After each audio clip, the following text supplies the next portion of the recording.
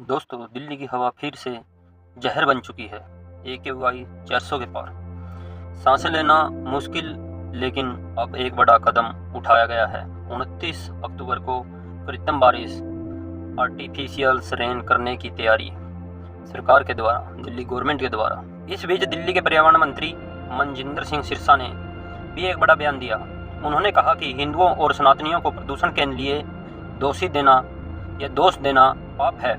कृत्रिम बारिश कैसे होती है? क्या इससे हवा सच में साफ होगी? और सिरसा का बयान क्यों चर्चा में है? कृत्रिम बारिश क्या होती है? कृत्रिम बारिश को अंग्रेजी में कहते हैं क्लाउड सीडिंग। इसमें वैज्ञानिक सिल्वर लोडेड सोडियम क्लोराइड नमक या फिर ड्राई आइस जैसे कैमिकल को बादलों में छोड़ा जाता है। ये कण बादलों में नमी को आकर्षित करते हैं और बारिश के रूप में गिरना शुरू हो जाते हैं। यह प्रक्रिया तभी सफल होती है जब आसमान में पर्याप्त बादल हों, क्लाउड फॉर्मेशंस हो। भारत में यह तकनीक पहले भी उपयोग की जा चुकी है, तकरीबन सन 2018 में महाराष्ट्र में और 2019 में कर्नाटक में। अब दिल्ली में पॉल्यूशन कम करने के लिए दिल्ली में कब और कैसे होगी? IIT कानपुर ने दिल्ली सरकार के साथ मिलकर योजना बनाई है। 2 विमान तैयार हैं जो बादलों में सीडिंग करेंगे। यदि मौसम ने साथ दिया, यह प्रयोग किया जाएगा। खर्च इस पर लगभग 15 करोड़ रुपए। IIT कानपुर के प्रोफेसर ने कहा है कि हमने दिल्ली के पॉल्यूशन को ध्यान में रखते हुए स्पेशल उपकरण तैयार किए हैं।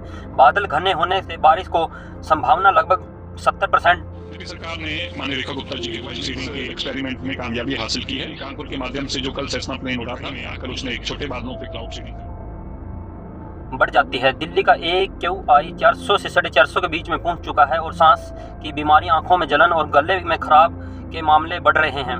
हर साल अक्टूबर-नवंबर में यह परिस्थितियां बनती हैं। इनके पीछे का कारण है पराली जलाना, वाहनों का अधिक होना, निर्माण कार्य, पटाखों का जलना या फिर बिल्डिंगों का बनना।